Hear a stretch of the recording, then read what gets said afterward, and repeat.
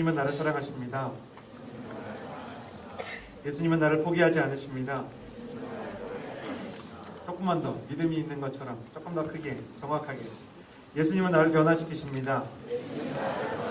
네. 이 시간 그 예수님을 바라봅니다. 네. 나의 마음을 예수님께 집중합니다. 나는 절대로 이전과 같지 않을 것입니다. 아멘.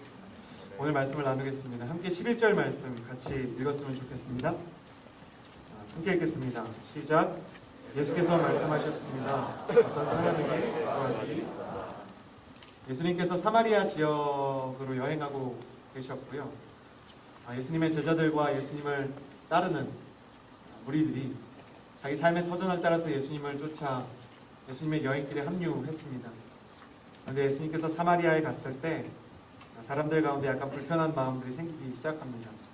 유대인들은 기본적으로 이 이방인들과 혼혈 민족이 되어서 하나님의 나라의 백성으로서의 정체성을 잃어버린 사마리아 사람들에 대해서 감정이 좋지 않았기 때문에 마음이 불편하기 시작했던 것입니다.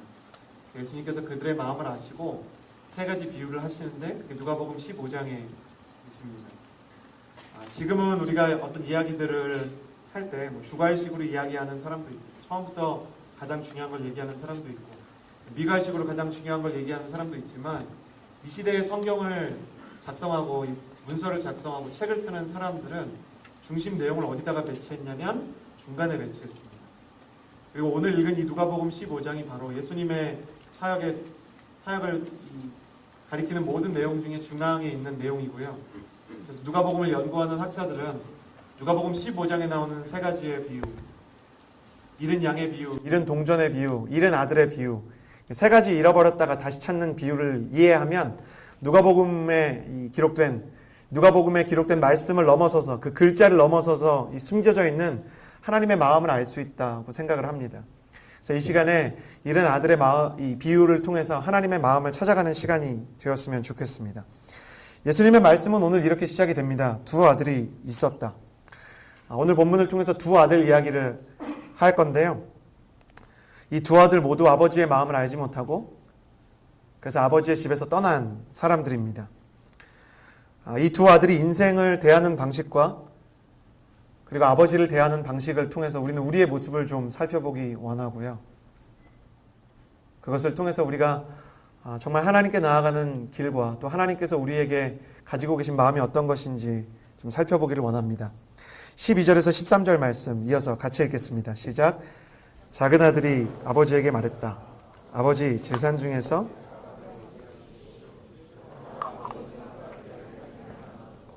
며칠 뒤 작은 아들은 자기가 낳은 것을 모두 챙겨서 떠났다. 그러고는 거기서 방탕하게 살면서 첫 번째로 나누고 싶은 사람은 집을 나가버린 두 번째 아들입니다. 소위 탕자로 알려진 사람인데요. 작은 아들이 아버지에게 와서 유산을 물려달라고 요구합니다.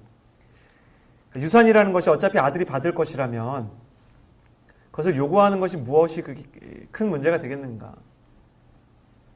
어차피 아들이 받을 것인데 응당 받을 것을 미리 땡겨서 달라고 하는 것이 무슨 큰 문제가 되겠는가? 그런데 이 아들의 태도를 이해하기 위해서는 당시 이 고대 이스라엘의 문화, 고대 중동 문화를 좀 이해를 해야 합니다. 당시 이스라엘 문화에서 아버지가 살아있을 때 아버지 유산을 저한테 미리 좀 물려주십시오 라고 요청하는 것은 이런 뜻으로 이해가 됐습니다. 나는 당신이 그냥 죽었으면 좋겠습니다. 나는 당신이 죽어도 좋으니까 당신이 가지고 있는 유산만 받을 수 있으면 그것으로 족합니다.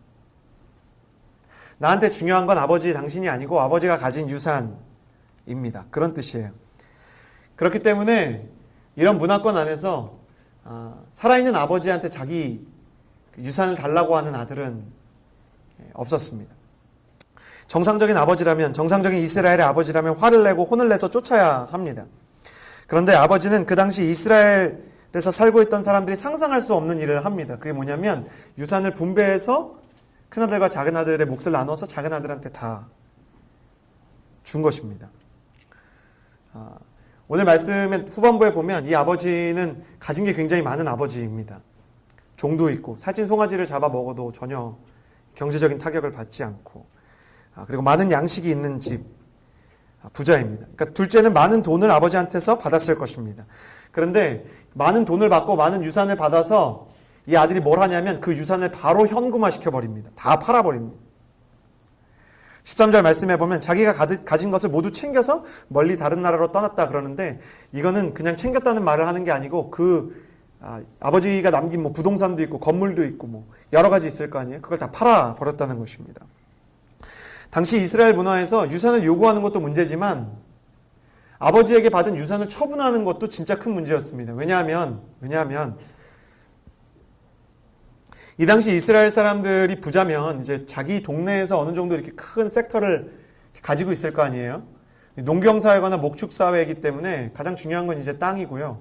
대부분의 재산은 이제 부동산이었어요.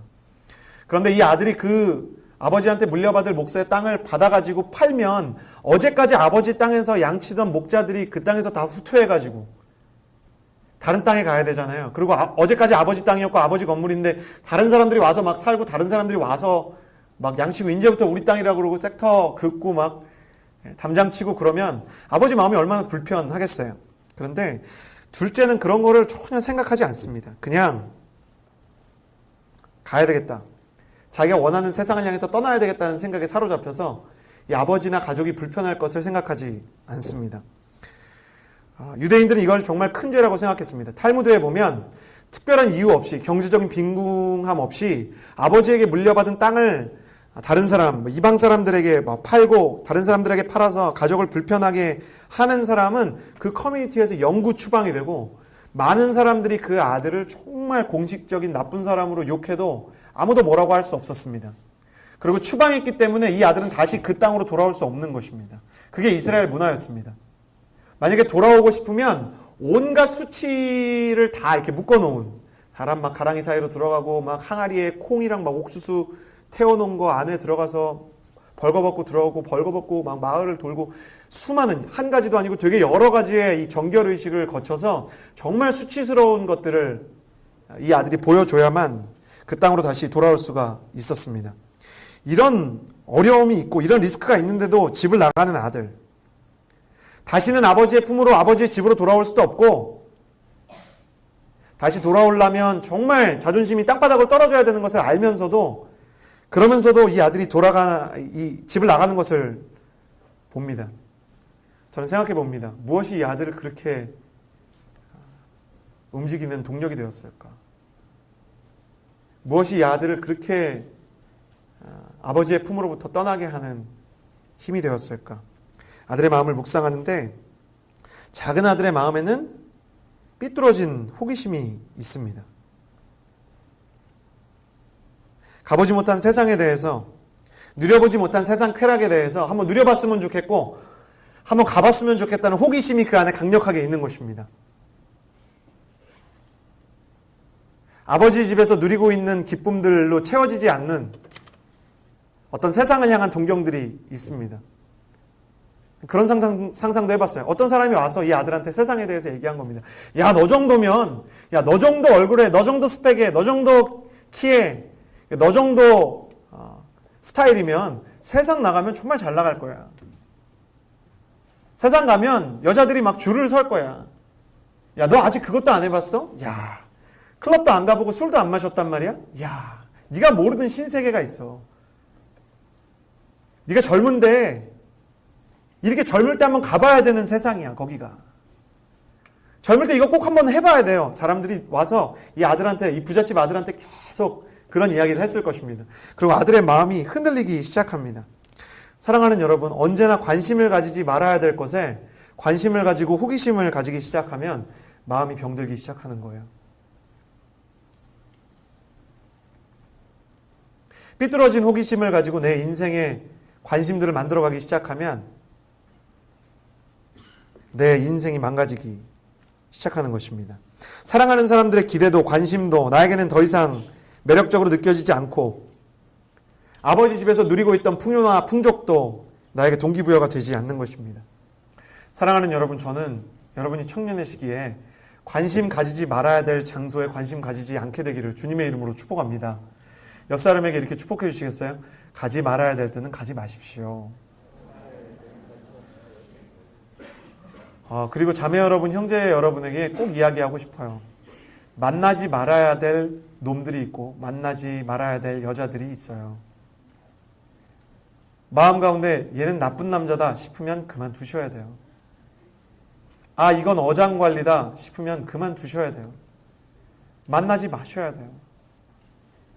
형제들 가운데 자매들 가운데 그런 아이들이 있어요.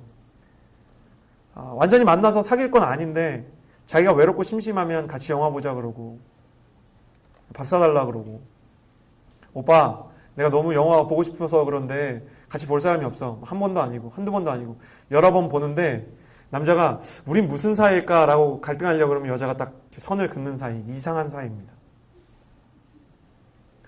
남자가 여자한테 밤마다 전화해서 자기 힘든 얘기, 자기 인생의 어려운 얘기 자꾸 얘기합니다. 그리고 여자가 위로해주고 여자가 자매가 이렇게 막 사랑의 이야기를 해주고 격려의 이야기를 해주면 역시 진짜 나한테 힘을 주는 사람은 너밖에 없어. 그러나 만나자고 하지는 않고 계속 저녁마다 전화만 거는 형제, 정신 차려야 됩니다. 삐뚤어진 사람입니다. 그런 사람 전화는 그 스팸 전화 처리해놔야 됩니다. 그런 사람 문자는 받자마자 지워버려야 됩니다. 관심을 가질 필요가 없습니다. 나쁜 남자 만났던 수많은 청년들을 만나보았습니다. 결혼할 때 다 후회합니다. 그런 사람 만났다는 거 인생에서 인정하지 않으려고 부던 애를 씁니다. 그래도 그 사람이 남긴 상처의 흔적들이 남아서 그런 사람들이 다음에 착한 사람 만나면 온갖 것을 요구하고 삐뚤어지는 것을 요구하고 나는 그동안 상처 입었기 때문에 네가 나한테 보상해줘야 된다. 이런 마음 갖게 되는 것입니다. 어디서 다 시작되는 것인지 아십니까? 관심을 가지지 말아야 될 것에 관심을 갖기 시작하는 겁니다. 제발 부탁합니다. 좋은 곳에 가고 좋은 사람을 만나십시오. 매력 없어 보여도 제발 착한 사람을 만나세요. 이 오빠는 그냥 아무 감정도 느껴지지 않는 정말 좋은 교회 오빠. 그런 오빠들이랑 결혼하셔야 돼요. 얘는 그냥, 이 여자애는 그냥 여자 인류, 내 사역의 동역자. 이런 아이들이랑 같이 살림을 꾸려나가면 후회할 일이 없어요. 생각해보세요. 늘 이렇게 오빠 내가 너무 힘든데 달려줄 수 있어? 새벽마다 달려가야 되고 달려갔는데 아무 사이도 아니고 애매하게 손을 잠깐 잡았다가 이건 잡은 건지 안 잡은 건지 모르게 다시 놓고 그러는 사람은 결혼해서도 다른 분들한테 그러시더라고요. 나쁜 사람 만나지 마세요. 좋은 사람 만나세요. 옆 사람에게 다시 한번 인사해 주시겠어요? 제발 좋은 사람 만나세요. 매력 없어 보이는 그 착해 빠진 옷도 하나 제대로 입을지 모르는 남방은 도대체 넣어서 입어야 되는 건지 빼서 입어야 되는 건지 모르는 그 오빠. 정장에는 흰 양말을 신으면 안 된다는 걸 모르는 교회 일만 열심히 하는 오빠. 그런 오빠들이 은근히 좋은 사람들이에요. 근데 가치를 알지 못하기 때문에 삐뚤어진 호기심을 갖고 나가는 거예요. 그래서 아들이 어떤 세상을 만나냐? 14절에서 16절 말씀 같이 읽겠습니다. 시작. 그가 모든 것을 탕진했을 때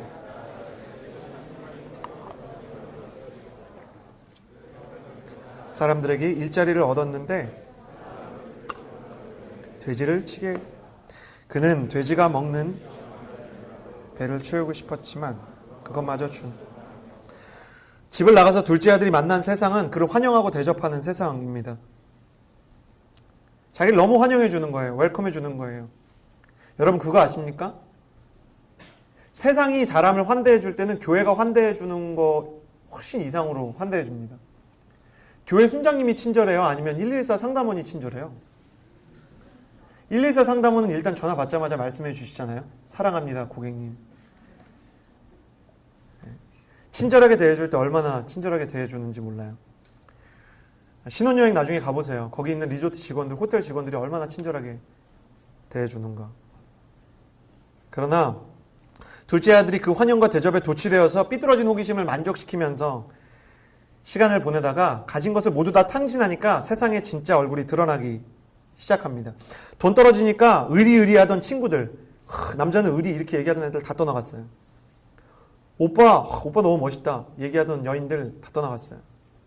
성경이 2000년 전에 쓰여졌는데도 불구하고 얼마나 인간사를 꿰뚫고 있는지, 인간의 본성과 세상의 본성을 얼마나 정확하게 얘기하는지 소름이 돋습니다. 안 그럴 것 같죠? 세상이 우리한테 잘해주고 섬겨줄 때 착각하지 말아야 돼요. 세상은 우리한테 받아갈 것이 있을 때만 환영과 서비스를 선사합니다. 사람이 닭을 키워요. 닭 키울 때 되게 정성껏 키운다고 합시다. 그러면 닭을 인격적으로 너무 사랑해서 그런 걸까요? 잘 살찌워가지고 먹어야 되는 거죠. 그런데 사람이 닭 키울 때랑 사람이 사람 키울 때랑 세상은 원리가 똑같아요. 받아낼 수 있고 무언가를 빼앗아갈 수 있고 얻어낼 수 있을 때만 사람에게 환대하는 것입니다. 세상에는 교회를 초월하는 환대가 있지만 이유 없는 환대가 없다는 것을 기억해야 합니다. 이유 없는 환대. 결국 이 플레이보이가 돈이 떨어지고 그 나라에 흉년까지 찾아오니까 자기가 집을 떠났을 때는 상상도 하지 못했던 플레이스로 떨어집니다. 대단한 것을 경험하고 새로운 것을 경험하기 위해서 여행을 떠났는데 이제 쫄딱 망해가지고 유대인은 돼지를 먹지도 않거든요. 이방 나라에 갔으니까 돼지 치는 데 있는 거 아니겠어요? 그러니까 이 돼지 치는 데 우리에 들어가서 살고 돼지가 먹는 쥐엄나무 열매가 있는데 그 쥐엄나무 열매 두고 돼지랑 양식 쟁탈전 막 합니다. 아버지의 품을 떠난 이 아들의 실존은 이런 것이죠. 세상에 처음에 나갈 때는 화려함을 가지고 나가지만 세상에서 좀만 사회생활 해보면 알아요. 돼지가 먹는 쥐엄나무 열매 같은 거라도 놓고 쟁탈전 해야 되는 거예요. 조금이라도 이익 보기 위해서 돼지우리 같은 이 정말 진흙탕에서 굴러야 되는 때가 와요. 그게 리얼한 세상이에요. 성공한 사람들이 수트를 입고 벤틀리를 타고 마세라티를 타고 다녀도 그들의 삶의 돼지우리와 같은 이 진흙탕 싸움이 있어요. 이번 주에 기사가 하나 나갔죠. 재벌가의 둘 중에 하나는 유산 싸움 때문에 형제들끼리 남만 못한 심각한 싸움을 하고 있고, 일설에 따르면 어떤 형제가 어떤 형제를 암살하려고 한다고 하더라. 여러분, 구찌라는 명품 브랜드가 있었어요. 그 구찌라는 명품 브랜드의 이 회장직을 계승받은 아들이 있었거든요. 아내랑 이혼을 했는데요. 아내랑 남편이랑 경영권 분쟁하고 싸움하다가 아내가 살인청부업자를 고용해서 남편을 죽였어요. 이게 구찌의 역사입니다. 알고 계셨습니까? 세상이 이래요.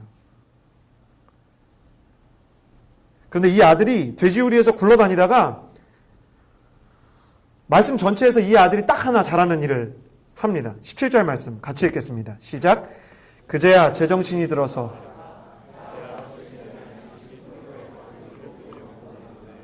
여기서 굶어 죽는 거예요. 오늘 말씀에서 이 아들이 돼지우리에서 굴러다니다가 쥐엄나무 가지고 돼지랑 막 양식 쟁탈전 하니까 그제서야 제정신이 들었다고 합니다. 그제서야 제정신이 들었다는 말은 뭐냐면 그전엔 제정신은 아니었다는 겁니다. 그리고 집으로 돌아가기로 합니다. 집으로 돌아가기로 합니다. 내가 여기 있으면 안 되겠다라는 생각이 드는 것입니다. 하나님은 왜 우리의 인생에서 때로 진흙탕 같은 이 돼지우리와 같은 상황 속에 나를 두실까? 왜 나는 세상의 영광이라고 말하는 쥐엄나무 열매와 같은 것들, 그런 것들을 가지고 싸워야 할까? 그런 고민이 들기 시작하는 것이죠. 여러분, 진짜 은혜를 향해서 가는 사람한테 일어나는 진짜 하나님의 품을 경험하고 싶죠. 그 하나님의 품을 향해서 돌아가는 사람한테 이루어지는 가장 위대한 변화가 이거예요. 세상에서 내가 애쓰고 힘쓰고 세상에서 얻으려고 하는 그 모든 노력과 수고와 내 인생이 돼지우리에서 굴러다니는 것 같은 진흙탕 인생이구나. 내가 추구하고 받으려고 하는 그 세상의 인정과 격려, 사람들한테 그렇게도 받으려고 하는 박수와 그 모든 이 칭찬들이 돼지가 먹는 쥐엄나무 열매와 같은 거구나. 그게 깨달아지기 시작하는 게 은혜인 거예요. 근데 이 아들의 마음 가운데 그런 마음이 생겼어요. 그런 마음이 깨달아지기 시작했어요. 저는 여전히 세상에 탕자와 같이 살아가는 사람들이 두 가지 모습을 가지고 있다고 생각해요. 돼지우리에서 쥐엄나무와 같은 세상 영광을 구하면서 사는데도 전혀 불편하지 않은 것처럼 나이스하고 쿨하게 살아가는 사람들이 있다는 생각이 들고요. 세상이 볼 때는 아무 문제 없이 보이고 세상이 볼 때는 아무 어려움 없이 살아가는 것 같아도 그 사람 마음속에는 내가 지금 살아가고 있는 이 인생의 플레이스, 이 인생의 레벨, 인생의 챕터가 전부 다 돼지우리와 같다라는 이상한 마음의 갈등을 느끼고 내가 추구하는 것들, 세상의 모든 영광이 쥐엄나무 열매와 같은 것이구나 라는 것을 느끼는 사람, 두 종류의 사람이 있다고 생각해요. 근데 아버지 집으로 돌아가는 사람은 이런 것들을 떠나야 되겠다는 생각이 드는 사람입니다. 그런데 그렇다 그래서 이 아들이 아버지를 너무 사랑하고 그리워해서 아버지 품으로 돌아가고자 하는 것이냐? 이 아들이 아버지의 사랑과 아버지의 말씀과 아버지의 따뜻한 품이 그리워서 거기로 돌아가야 되겠다고 생각한 거냐? 그건 아니에요. 17절 말씀 다시 보면 내 아버지 집에는 양식이 풍부해서 일꾼들이 먹고도 남는데, 아버지가 그리운 게 아니고 양식이 그리운 것입니다. 아버지가 보고 싶은 게 아니고 양식이 먹고 싶은 것입니다. 하나님이 보고 싶은 게 아니고 하나님이 주실 회복이 필요한 것입니다. 좀 냉정하게 얘기해 볼게요. 존 스토트 목사님이 한 이야기를 그대로 인용하겠습니다. 사람들은 천국은 원하지만 천국에 있는 하나님을 원하지 않는 거예요. 하나님이 주시는 치유도 필요해요. 회복도 필요해요. 은혜도 필요해요. 근데 하나님은 필요 없는 것입니다. 아버지 집에 양식이 있다는 사실이 중요하지, 아마 아버지 집에 양식이 없다는 생각 들었으면 돌아갈 생각도 안 했을 것입니다. 아버지 집에 잠자리가 있다는, 편안한 잠자리, 돼지우리 같은 데 아니고 진짜 편안한 잠자리 있다는 생각 안 들었으면 이 아들은 돌아가려고 하지 않았을 것입니다. 이 아들은 18절 19절에 보면 이렇게 연습을 합니다. 내가 일어나 아버지에게 돌아가 말해야겠다. 아버지, 제가 하늘과 아버지께 죄를 지었습니다. 저는 더 이상 아버지의 아들이라 불릴 자격이 없으니 그저 하나의 일꾼으로 삼아 주십시오. 18절에 나오는 아버지, 제가 하늘과 아버지께 죄를 지었습니다. 이거는 뭐 회개하는 거 아니고요.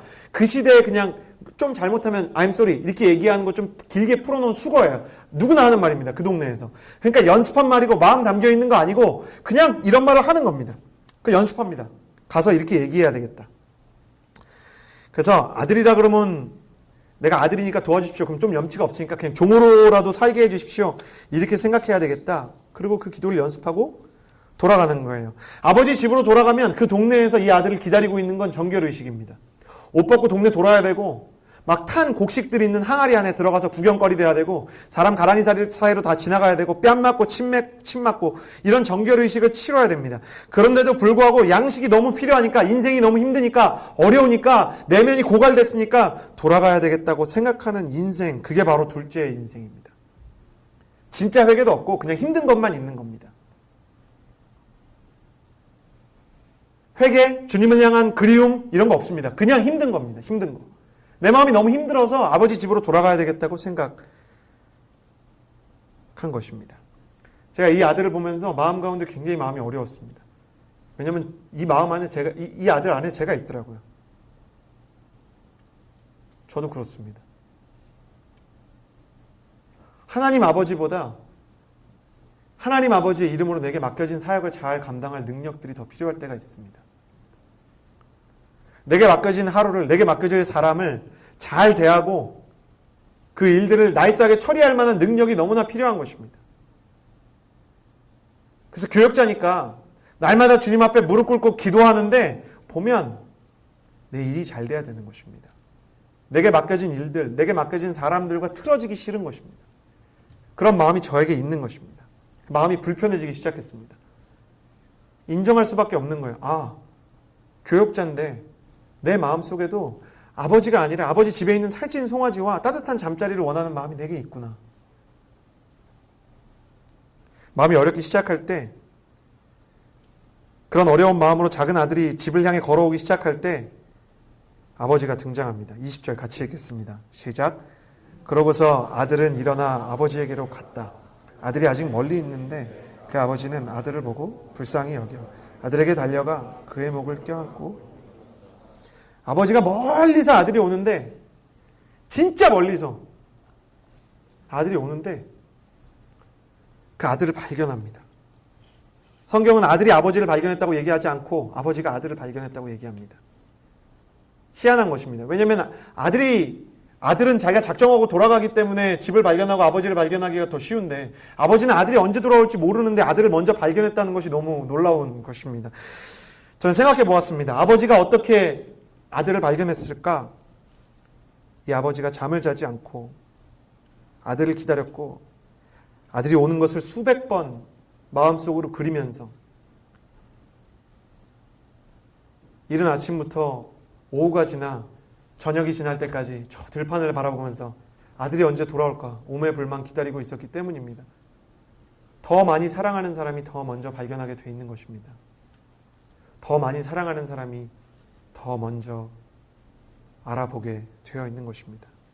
니콜라스 월터스토프라는 예일대학의 교수가 있어요. 이 사람이 기독교 변증가고 기독교 세계관 학자인데도 불구하고 세상의 철학계에서도 굉장히 영향력을 많이 끼친 사람이 돼서 예일대에서 강의하는 교수가 되었습니다. 그런데 아들 중에 한 사람이 25살 때 오스트리아에서 등반을 하다가 등반 도중에 추락해가지고 죽게 됩니다.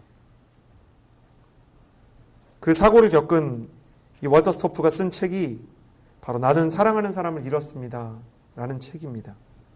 그중에 이런 구절이 있습니다. 누군가 내게 당신은 누구입니까? 자신에 대해서 말해보십시오 라고 묻는다면 나는 간단히 대답할 것이다. 나는 아들을 잃은 아버지입니다. 나는 아들을 잃은 아버지입니다. 예일대라는 훌륭한 타이틀도 거기에서 교수를 하고 있다는 타이틀도 이 사람의 마음의 정체성이 될 수가 없는 것입니다. 왜냐하면 아들을 잃었기 때문에. 지금 이 탕자를 기다리는 아버지는 부자라는 것도 그 지방의 리더라는 것도 아직 말을 잘 듣고 있는 큰아들이 있다는 것도 이 사람의 마음을 치워주지 못합니다. 탕자의 아버지나 워터스토프나 아들을 잃은 아버지일 뿐입니다. 지난달에 세월호 사건 때문에 이 사람이 한국에 도착했어요. 그런데 한 기자가 인터뷰를 하면서 그냥 인사치레를 이렇게 물어봤어요. 혹시 자녀가 몇 분이신가요? 그랬더니 월터스토프가 이렇게 기자를 쳐다보면서 기분 나쁜 기색을 취한 건 아니고 그냥 하나의 깨달음을 던지듯이 말했어요. 뭐라고 대답했냐면 자녀가 몇 명인가요? 그 질문을 받을 때마다 괴로웠습니다. 죽은 아들을 빼고 저의 자녀는 4명이라고 말을 해야 될지 아니면 죽은 아들을 포함해서 내 아들은 5명이라고 내 자녀는 5명이라고 얘기를 해야 될지 잘 모르겠어서 남편을 잃은 여자를 과부라고 합니다. 아내를 잃은 남편을 호랍이라고 합니다. 부모를 잃으면 고아입니다. 그런데 자녀를 잃은 부모를 뜻하는 단어는 없습니다. 자녀를 잃은 부모를 담아낼 만한 단어가 없는 거예요. 하이데거가 얘기했듯이 언어는 존재의 집이잖아요. 그 존재를 담아낼 만한 단어가 없는 것입니다. 예수님의 비유에 나오는 이 탕자의 아버지는 죽지만 않았다 뿐이지 아들을 잃었기 때문에 끊임없이 고통당하는 아버지입니다. 이 사람은 힘있고 강력하고 그리고 부자고 리더십이 있고 마음이 넉넉하고 성품이 훌륭하기 때문에 아무도 이 사람을 어렵게 할 수가 없습니다. 근데 이 아버지를 어렵게 할 수 있는 존재가 딱 하나 있는데 아들입니다. 아버지는 계속 기다립니다. 오늘 안 왔는데 내일은 올까? 해지면 잠깐 들어갔다가 다시 마을 입구에 서서 오매불망 아들을 기다립니다. 그런데 그 아들이 들어오니까 아들을 알아볼 수밖에 없는 것입니다. 시간이 오래 흘렀지만 끊임없이 생각했던, 끊임없이 기다렸던, 끊임없이 자기가 마음속으로 돌아와다오 외쳤던 아들이기 때문에 아버지가 체면과 지위를 포기하고 달려가는 것입니다. 그러고 보면 고대 근동 이스라엘 문화나 조선시대 문화나 비슷해서 양반은 원래 달리면 안 되듯이 이 시대의 이런 부자들과 귀족 같은 삶을 누리고 있는 사람들도 절대 뛰면 안 됐습니다. 그런데 아들을 향해서 달려갑니다. 왜 아버지는 아들을 향해서 달려갔을까? 아들이 너무 반가워서, 물론 그런 것도 있습니다. 아들을 너무 기다렸기 때문에 감정이 북받쳐서 뭐 그런 것도 있습니다. 그런데 더 깊은 이유가 있습니다. 만약에 마을 사람들이 자기보다 먼저 아들을 발견하면 이 아들은 수치스러운 정결의식을 치러야 하니까 이 아들을 보호하기 위해서 달려오는 것입니다.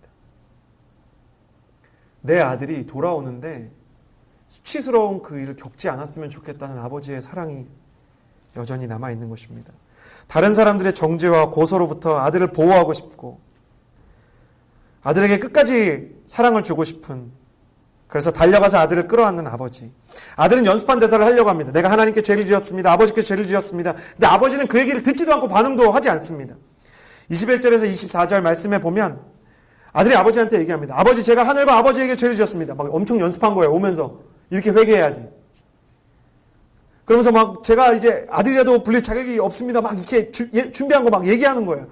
근데 아버지가 얘기하기를 가장 좋은 옷을 가져와서 이 아들한테 입히고 손가락에 반지를 끼우고 발에 신을 신겨라.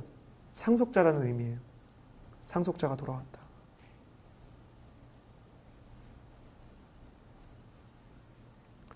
아들의 몸에서 돼지우리 냄새가 나고 막 쥐염나무 열매가 막 온몸에 막 여기저기 붙어 있는데 아버지는 아랑곳하지 않고 아들을 끌어안고 입을 맞추기 시작합니다. 사랑은 냄새를 모르기 때문입니다. 사랑은 더러움을 모르기 때문입니다. 내가 둘째 아들 닮았다 생각하시는 분들 이 중에 계시리라 생각이 됩니다. 반복되는 죄와 삐뚤어지는 호기심으로 스스로의 인생이 계속 망가지는 사람들. 안 그러고 싶은데, 정말 저쪽에 관심 안 두고 싶은데 자꾸만 관심이 가서 하나님의 집에서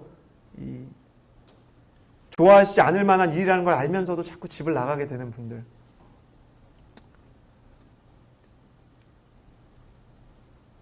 진정한 회개를 하지도 못하고 아버지 집에 있는 은혜와 아버지 집에 있는 회복과 아버지께서 나에게 베풀어 주실 응답을 기대하고 집으로 돌아오는 둘째 아들과 같은 사람들. 교회에는 그런 사람들이 있습니다. 그러나 주님이 그게 온전한 회개가 아닌 것도 다 알고 송아지 때문에 온 것도 압니다. 그러니까 송아지를 잡아주잖아요. 오자마자. 저였으면 이거부터 물어봤을 거예요. 얼마 남았니? 아버지가 제일 먼저 물어봐야 되는 건 원래 그거죠. 얼마 남았니? 내 돈 중에. 얼마 날렸니? 아들이 왜 돌아왔는지를 아버지는 알아요. 송아지랑 잠자리 때문인 걸 알아요. 근데 어떤 조건도 얘기하지 않아요. 전 이걸 보면서 참 다시 한번 하나님에 대해서 생각했어요. 저는 제 인생에서 송아지 때문에 하나님한테 돌아갈 때가 너무 많아요. 잠자리 때문에 돌아갈 때가 너무 많아요. 근데 주님은 그거를 거절하지 않으세요. 그래도 안아주는 거예요. 아들이기 때문에. 둘째 아들 같은 사람한테 제일 필요한 게 뭔지 아세요? 자존감의 회복입니다. 나는 죄인이다. 나는 열등하다. 나의 회개에는 진정성이 없다. 그래서 나는 밑바닥이다. 나는 어떻게 할 것인가? 저도 어린 시절에 제 재능이나 아니면 제 성품이나 제가 속한 환경에 대해서 늘 불만과 갈등이 있었어요. 그래서 고등학교 2학년, 3학년 때는 자살하고 싶었어요. 자살 충동이 찾아오더라고요. 젊을 때, 어렸을 때는 제 자존감이 진짜 바닥이었거든요. 그런데 하나님이 저를 계속 있는 그대로 안아주시기 시작하시는 거죠. 하나님께서 저를 안아주시고 제가 송아지를 원하고 잠자리를 원하는데도 하나님이 그 기도를 다 받아주셨어요. 자존감의 회복은 어디서부터 일어나는가? 이 모든 것에도 불구하고 그래도 나는 하나님의 아들이다. 내게는 돌아갈 하나님의 집이 있다. 그게 믿어지기 시작할 때부터 자존감은 회복되기 시작하는 것입니다. 여러분, 우리는 그런 사람입니다. 언제나 아버지보다는 아버지의 송아지와 넓은 집이 중요한 사람이죠. 세상으로 나가서 성공하겠다고 온갖 쾌락을 누릴 때 처음에는 즐겁지만 돼지우리에서 쥐없는 열매 가지고 쟁탈전하는 사람들, 그게 우리의 모습입니다. 그래도 하나님은 우리를 사랑하십니다. 그래도 하나님은 우리를 기다리십니다. 아들이기 때문입니다. 내가 하나님의 아들이다라는 것이 믿어지기 시작해야 됩니다. 내가 하나님의 딸이라는 것이 믿어지기 시작해야 됩니다. 여러분, 신앙은 내가 주님의 자녀가 되었다는 것을 내가 기도하는 중에, 예배하는 중에 끊임없이 확인하고 그 사랑을 받으면서 변화의 역사를 향해서 나아가는 하나의 여행과 같은 것입니다. 어떠한 동기든 상관없습니다. 어떠한 모습이든 상관없습니다. 오늘 기도할 때 주님 앞에 가서 그냥 엎드려서 아버지 돌아왔습니다 라는 고백이 필요한 것입니다. 그런데 이 감격적인 순간을 보면서 기뻐하지 않는 사람이 있습니다. 두 번째 주인공은 큰아들입니다. 첫째는 집에 있었잖아요. 첫째는 집에 있었지만 아버지를 떠나 있는 아들입니다. 물론 큰아들의 몸은 아버지 집에 아버지 곁에 있었지만 마음은 아버지 곁에 없는 것입니다. 몸이 아버지를 떠난 둘째 아들보다 더 멀리 아버지로부터 마음이 떨어진 아들, 이 사람이 큰아들입니다. 함께 25절에서 30절 말씀 같이 읽겠습니다. 시작. 그런데 큰아들은 들에 나가 있었다. 그가 집 가까이에 이르렀을 때 그래서 하인 하나를 불러 하인이 대답했다. 동생이 왔습니다. 동생이 건강하게 무사히 돌아와서 주인 어른께서 살찐 송아지를 잡으셨습니다. 큰아들은 화가 나서 들어가려고 하지 않았다. 그러자 아버지가 나와 그를 달랬다. 그러자 큰아들이 아버지에게 이렇게 말했다. 보십시오. 저는 여러 해 동안 아버지를 위해 종노릇하고 무슨 말씀이든 어긴 적이 없습니다. 그런데 제게는 친구들과 함께 즐기라며 염소 새끼 한 마리도 주지 않았습니다. 그런데 창녀와 함께 아버지의 재산을 탕진한 아들이 집에 돌아오니까 아버지는 그를 위해서 살찐 송아지를 잡으셨습니다. 작은 아들이 돌아오니까 아버지가 막 큰 잔치를 열었어요. 너무 기쁘신 거예요. 근데 큰아들은 이 음악 소리랑 잔치 소리를 듣고 그게 동생을 위한 거라는 걸 알고 기뻐하지 못하고 마음 가운데 분노가 일어나기 시작합니다. 그러니까 아버지가 그 마음을 알아요. 집 안으로 들어오지 않는 아들. 아버지와 늘 함께 있지만 아버지의 집으로 들어가기를 거부하는 아들. 그러니까 아버지가 또 나와요. 그래서 왜 그러냐 얘기했더니 큰아들이 동생을, 자기 친동생을 동생이 돌아왔습니다 이렇게 얘기하지 않고요. 그는 창녀와 함께 아버지의 재산을 탕진한 아들입니다 이렇게 부릅니다. 원문으로 보면 창녀와 함께 아버지 재산을 탕진한 당신 아들이라고 얘기합니다. 내 형제 아닙니다. 저 사람 당신 아들인 건 알겠지만 어쨌든 나랑은 상관없습니다. 내 동생 아닙니다. 저 자식이 집 나간 순간부터 나는 저 자식 동생으로 인정하지 않기로 했습니다. 전 너무 저놈이 이해가 안 되고 인정할 수가 없습니다. 집 나갔다가 돌아온, 다 탕진하고 돌아온 작은 아들도 싫고 그 작은 아들을 오매불만 기다렸던 아버지도 싫은 것입니다. 왜 싫은 것일까요? 왜 싫은 것일까요? 도대체 왜 이렇게 화가 나는 것일까요? 저는 좀 엉뚱한 상상을 해봤어요. 큰아들도 사실은 나가고 싶었던 거 아닐까? 자기도 가보고 싶었던 거예요, 클럽에. 자기도 마셔보고 싶었어요, 술. 근데 열심히 참았네, 나시린처럼. 너무 억울한 거야, 그게. 가볼 걸, 클럽. 이럴 줄 알았으면. 여러분 그런 사람 안 만나보셨어요? 죄 다 짓고 죽기 전에 예수님한테 돌아오면 안 되나요? 막 이런 사람들 있잖아요. 그렇게 말하면서도 이렇게 선 밖으로 나가지 못하는 정답 인생들. 방황 못 해봤어요. 못 놀아봤어요. 내가 크리스천 되기 전에도 공부 열심히 했어요, 나는. 근데 하나님이, 와, 진짜 엉망으로 살다가 돌아온 애한테 막 방언 주고 그러니까 열받는 거야. 나는. 아버지 나는요? 나는 사역해서, 주님, 저 자식은 집 나갔다 돌아왔고 엄청 은혜 받는데 저는 순장 섬기고 MC단 섬겨도 은혜 못 받고, 이게 뭐예요? 난 저 자식도 싫고 하나님 당신도 싫어요. 몸은 집에 있지만 마음은 이미 먼 곳으로 떠나간 큰아들은 사실 집안에 있는 탕자였어요. 집안에서 탕자인 거예요. 작은 아들 기회만 주어지면 사실 그게 걸리지 않고 그게 큰 문제가 되지 않으면 아마 나가서 해봤을 거예요. 용기가 없어서 못 해봤을까? 뭐 그럴 수도 있겠죠. 어쨌든 마음에는 그렇게 해보고 싶은 생각이 있었던 것 같아요. 그러니까 억울한 거예요. 예를 들어서 저 작은 아들이 이렇게 착한 애였는데 집 나가고 교통사고 당해갖고 집으로 실려 들어왔으면 큰형이 이렇게 화냈을까요? 그러지 않았을 거예요. 근데 클럽 갔다가 돌아오니까 화나는 건 왜 그러냐면 아씨 나도 가고 싶었는데 그거예요. 그 아들의 마음엔 그게 있는 거예요. 그러나 늘 착한 아이로 살려고 하고 정답 인생을 지향하면서 아버지 곁에 몸만 머물러 있는 큰아들. 제일 가슴 아픈 고백은 29절의 고백이에요. 저는 여러 해 동안 아버지를 위해서 종노릇했습니다. 아버지 집에 있었지만 자기를 아들로 생각하지 않은 거예요. 종노릇한 거예요. 아버지 일했어요. 하나님이 원하시는 일 큐티하고 막 순종하고 하나님이 원하시는 것 같아서 교회도 섬기고 그리고 막 물질 빼갖고 가난한 사람한테 보내고.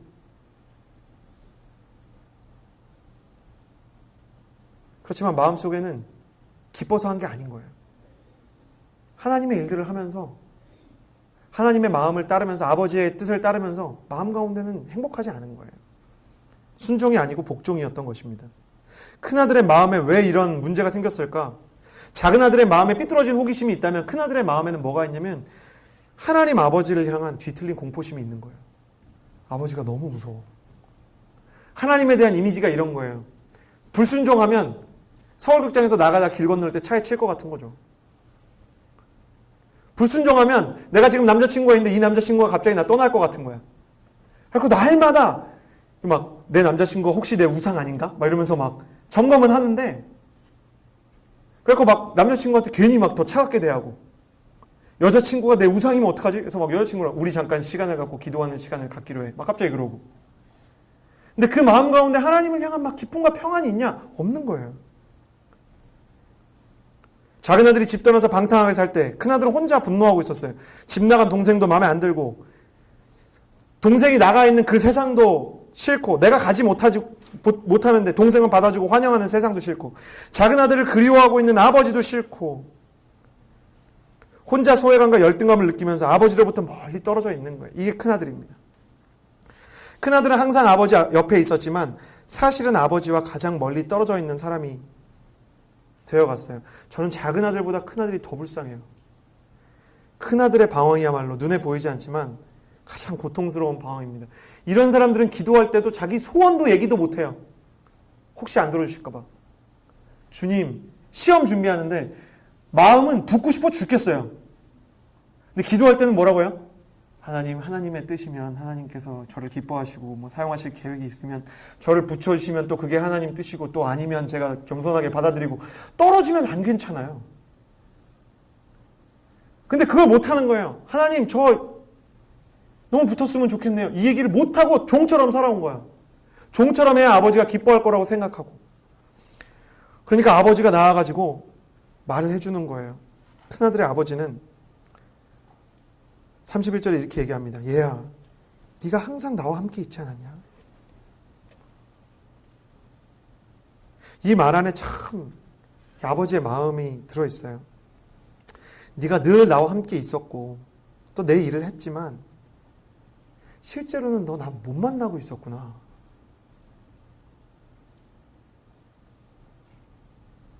그래 너 순종하려고 되게 애썼구나. 고생했다.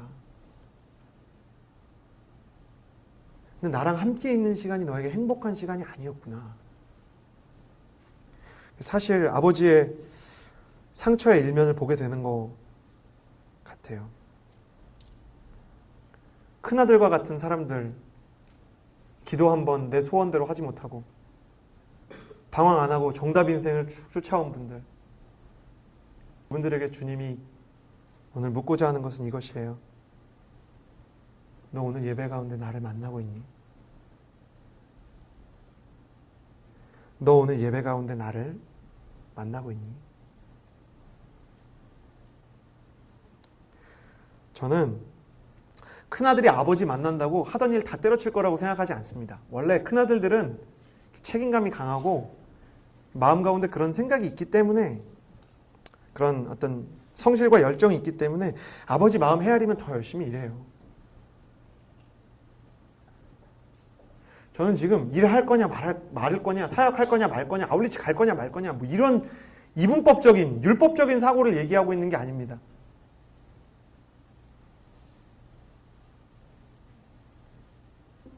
사역을 하라는 것도 아니고 사역을 하지 말라는 것도 아니에요.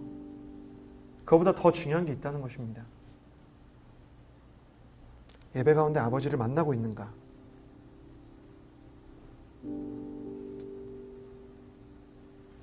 저는 헌신이나 사역이 다 무가치하다고 생각하지 않습니다. 청년기에 하나님께 드리는 헌신은 주님이 우리의 모든 연약한 것 죄악은 잊으실지라도 우리의 헌신을 잊지 않으시는 분이시라는 것을 제가 신뢰하기 때문입니다. 그러나 헌신이든지 사역이든지 아버지의 마음을 알고 해야 아버지의 일이 되는 것입니다.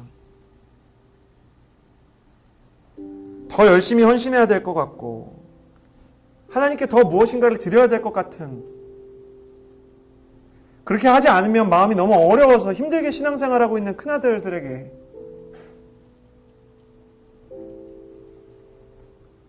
저는 하나님 아버지의 마음을 나누고 싶습니다. 여러분에게 필요한 것은 더 많은 순종과 헌신이 아니라 오늘 이 예배 가운데 하나님 아버지의 마음을 경험하는 것입니다. 당신을 보면서 너무 안타깝게 생각하는 그 하나님 아버지의 마음을 아는 것입니다. 사역을 하는데 교회 로비에서 어떤 간사님이 울고 있는 거를 본 적이 있어요. 리더십이었던 목사님이 가갖고 왜 우냐고 물어봤는데 사람들이 말하기를 어떤 남자가 와가지고 진짜 교회 로비에서 뺨을 때렸다는 거예요.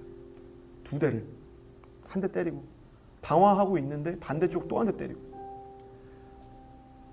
목사님이 당황해서 물어봤어요. 왜 맞았냐고. 그러니까 이 사람이 간사인데 청년부 리더도 아니고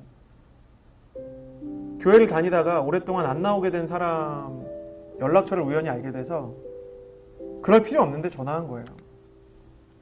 많이 힘드냐고. 교회에서 상처받았다고. 근데 당신 누구냐고. 어디 간사라고. 알지도 못하는데 왜 내 인생에 대해서 이래라 저래라 하냐고.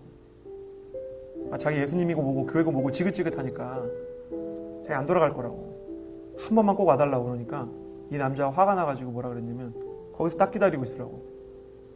내가 가서 당신 뺨 때리고 올 거니까. 그러더니 진짜 와서 때린 거예요.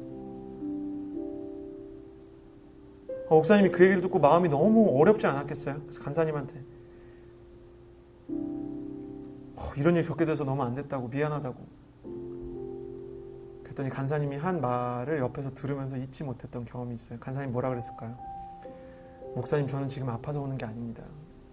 수치스러워서 우는 것도 아닙니다.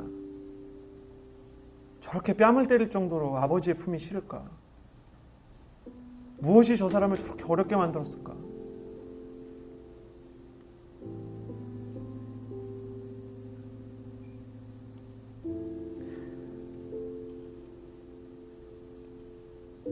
아버지께서 너무 힘드실까봐,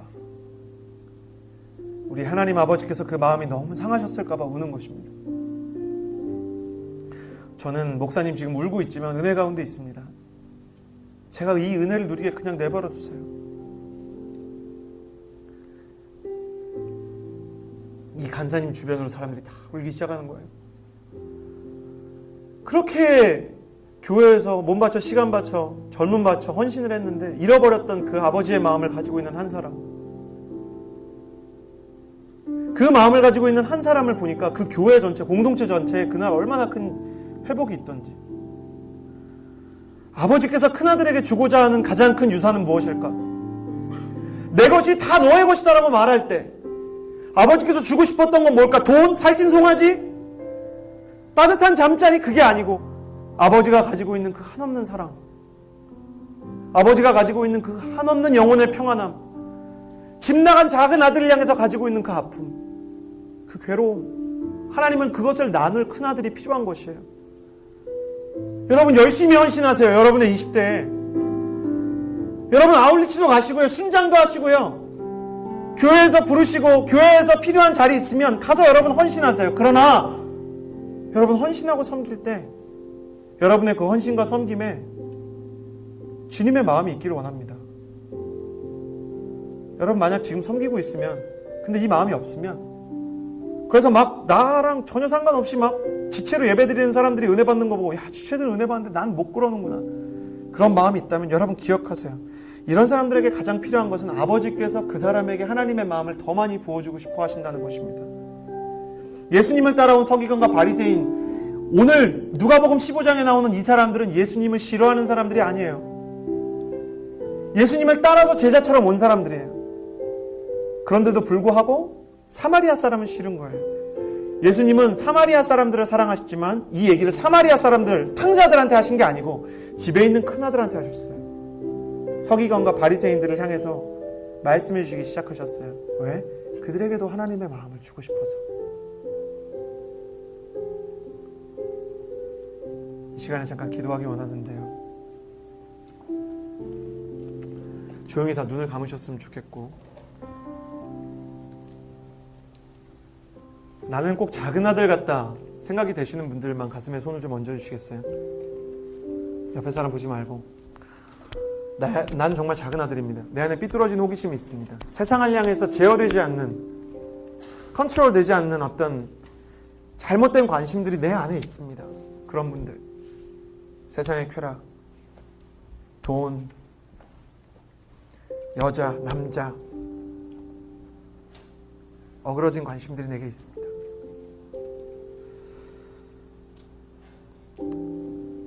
여러분에게 필요한 것은 하나님께서 주시는 영적인 자존감입니다. 여러분이 수치를 당할까봐, 여러분이 돌아가려고 마음만 먹으면, 그것이 무엇 때문이든 돌아가려고 마음만 먹으면 여러분을 향해서 달려오는 아버지를 만나셔야 됩니다.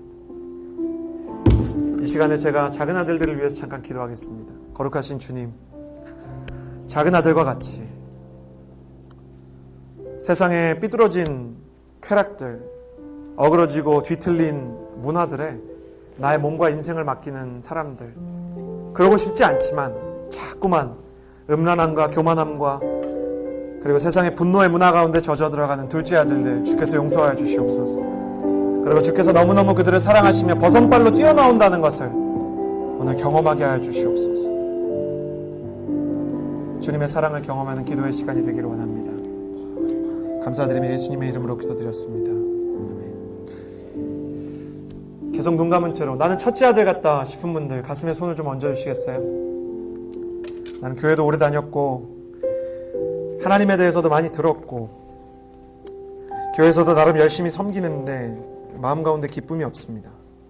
다른 사람 은혜 받는 거 보면 너무 좋을 때도 있지만 나는 왜 받지 못할까 비교의식에 시달릴 때가 있고, 하나님 아버지의 마음은 모르고 하나님 아버지의 일만 아는 종처럼 내 마음을 무너뜨리고 있습니다. 그 큰아들을 위해서도 기도할 텐데요. 가슴에 스스로 안수해 주시겠어요? 제가 기도하겠습니다. 거룩하신 주님, 하나님을 향한 공포심 때문에 가지고 있는 잘못된 영적 책임감들, 하나님의 마음을 알지 못하고 그냥 형식적으로 두려움에 사로잡혀서 하는 종교생활과 그 헌신들, 주께서 긍휼히 여겨주시고 자유케 하여 주시고, 하나님께서 그들을 얼마나 사랑하시고 그들에게 얼마나 하나님의 마음을 나눠주고 싶어 하시는지 주께서 그들의 마음에 안수하여 주시옵소서. 오늘 그런 기도의 시간이 되기를 원합니다. 예수님의 이름으로 기도드렸습니다. 아멘. 거룩하신 주님, 주님의 나라의 자녀로 살기 원합니다. 아버지의 마음을 담고 아버지의 마음을 품은 주의 자녀가 되기 원합니다. 내가 헌신을 하여도, 내가 순종을 하여도 주님께서 주시는 마음에 감동이 있는 사람이 되게 하여 주시고, 내가 방황을 하다가 돌아와도 주의 자녀라는 사실을 잊지 않는 사람이 되게 하여 주시옵소서. 주님의 은혜를 신뢰합니다. 주님의 사랑을 신뢰합니다. 주께로 돌아가기 원합니다. 감사드리며 예수님의 이름으로 기도드렸습니다.